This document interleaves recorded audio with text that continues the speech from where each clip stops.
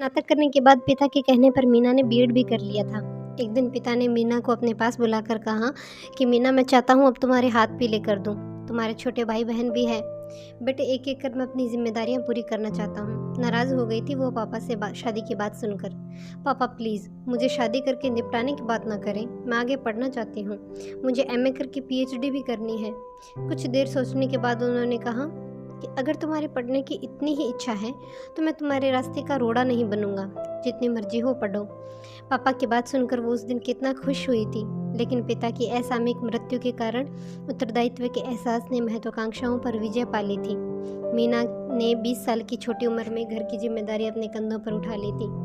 7 साल बाद जब 2 बड़े भाई और बहन ने अपनी पढ़ाई पूरी कर ली तो उन्होंने कहा था, जीजी अब आपने हमारे लिए बहुत कुछ किया है, अब हमें घर संभालने दीजिए।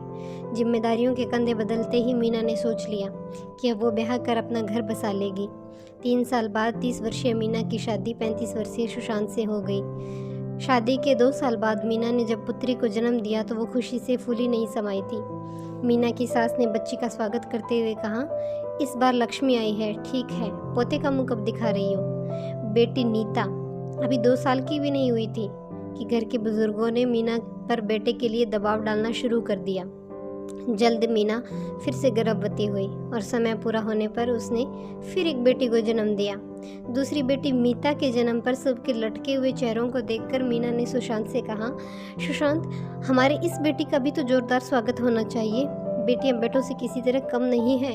किसी पूर्वाग्रह से ग्रसित होने की बजाय हम बेटियों को ऊंची से ऊंची शिक्षा देंगे, फिर देखना कल आप उन पर गर्व करोगे।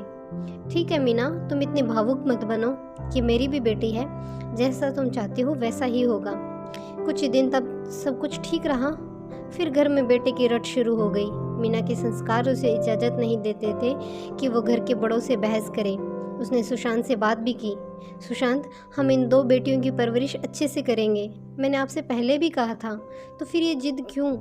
सुशांत पर अपने माता पिता का प्रभाव इतना था कि वो उनकी ही भाषा बोलते थे। वो मीना को समझाने लगे, मीना, हमें एक बेटे की बड़ी चाह है। कल को बेटियां ब्याह कर अपने घर को चली जाएगी तो हमारी देखभाल के लिए हमारा बेटा ही रहेगा ना हमारे पास।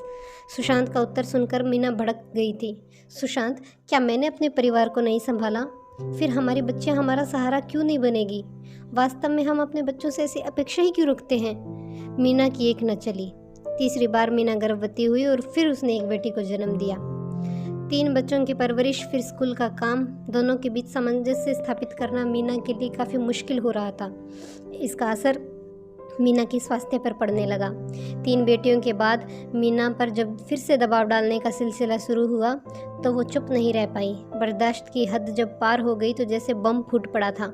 मीना चीख उठी, मैं कोई बच्चा पैदा करने की मशीन हूँ क्या? मेरी उम्र 40 से पार हो चुकी है। ऐसे में एक और बच्चा पैदा करने का मेरे स्वास्थ्य पर क्या असर होगा, कभी सोचा है आपने? बस बहुत हो गया, मुझ पर दबाव डालना बंद कर दीजिए। मीना की सास अवाक खड़ी बहू का मुंह देखती रह गई। मीना भी वहाँ खड़ी नहीं रह सकी। अपने कमरे में पहुंचकर फूट फूट कर रोने लगी। सुशांत ने मीना को गले से लगाकर शांत करवाया। शांत होने पर मीना मन ही मन सोचने लगी कि उसने इस अनावश्यक दबाव के खिलाफ आवाज़ उठाकर कुछ गलत नहीं किया है। थोड़े दिन तो सब शांत रहा। एक दिन सुशांत ने मीना से कहा कि मीना, क्यों ना हम एक अंतिम कोशिश कर लेते हैं? अब की बार चाहे लड़का हो या लड़की, मैं तुमसे वादा करता हूँ फिर कभी इस बारे में कुछ नहीं कहूँगा। प्लीज़ मान जाओ। कोमल स्वभाव की मीना पति की बातों में आ गई। इस बार जब वो गर्भवती हुई तो 3 बच्चों की परवरिश ऊपर से बढ़ती उम्र के उसके स्वास्थ्य पर हावी होने लगे। मीना को हार कर लंबी छुट्टी लेनी पड़ी, जो कि वेतन रहित थी। समय पूरा होने पर मीना ने एक बेटे को जन्म दिया।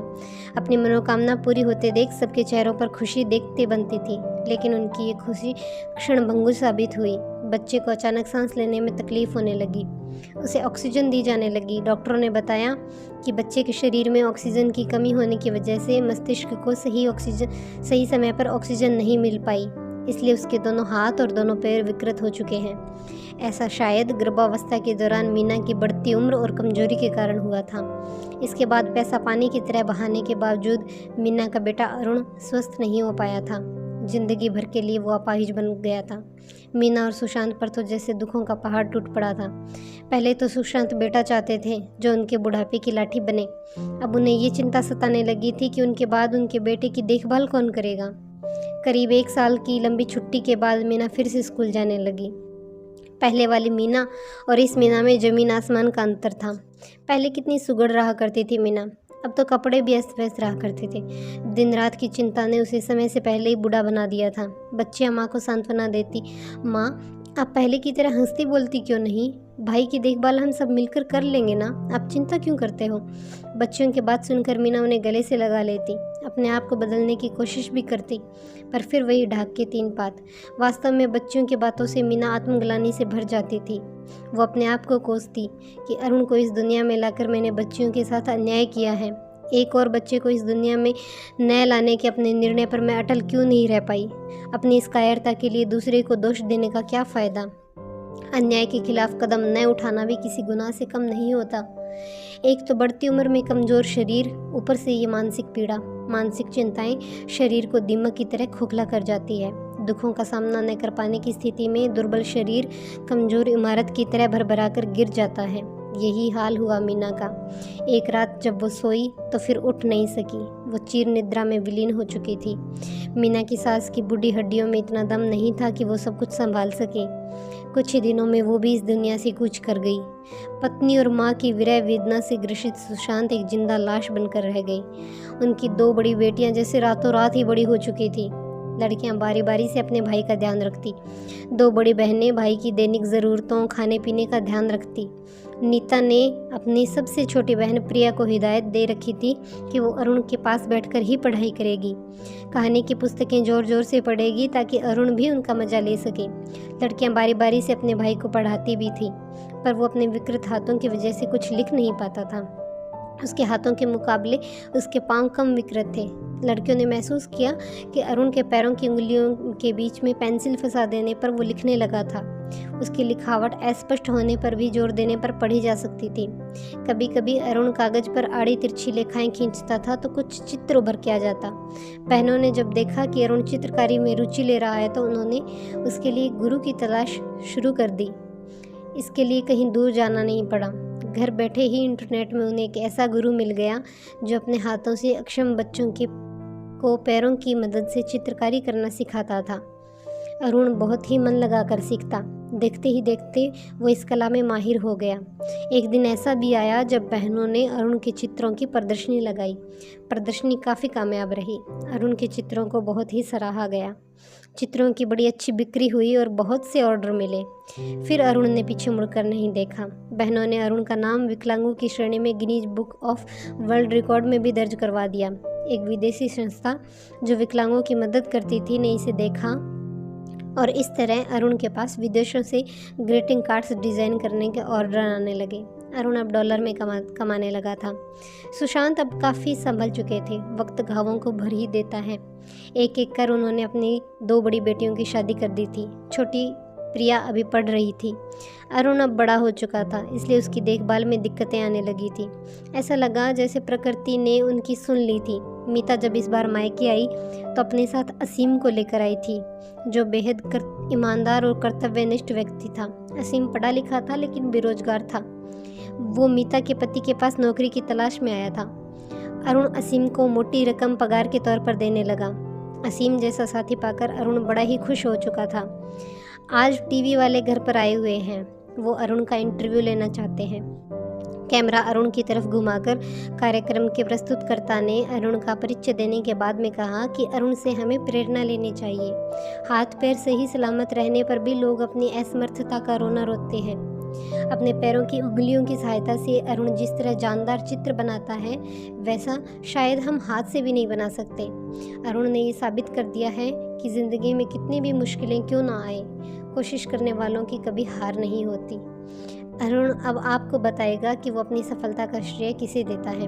अरुण ने कहा, आज मैं जो कुछ भी हूँ अपनी बहनों की बदौलत हूँ। मैंने अपनी माँ को बचपन में ही खो दिया था। बहनों ने ना सिर्फ मुझे माँ का प्यार दिया, बल्कि मेरी प्रतिभा को पहचान कर मेरे लिए गुरुजी की व्यवस्था भी की। आज मैं अपने पिता, गुरुजी, सबसे बढ़कर मैं अपनी बहनों का आभारी हूँ। अरुण की बातें कुछ अस्पष्ट सी थी, इसलिए असीम अरुण द्वारा कही बातों को दोहराने के लिए आगे आया। सुशांत वहाँ और नहीं ठहर सके। उन्होंने अपने आप को कमरे में बंद कर लिया। मीना का फोटो हाथ में लेकर विलाप करने लगे। मीना, देख रही हो अपने बच्चों को, उनकी कामयाबी को? काश तुम आज हमारे बीच होती। तुम्हें तो शुरू से ही अपने बच्चियों पर विश्वास था। मैं ही तुम्हारे विश्वास पर विश्वास नहीं कर सका और तुम्हें खो बैठा।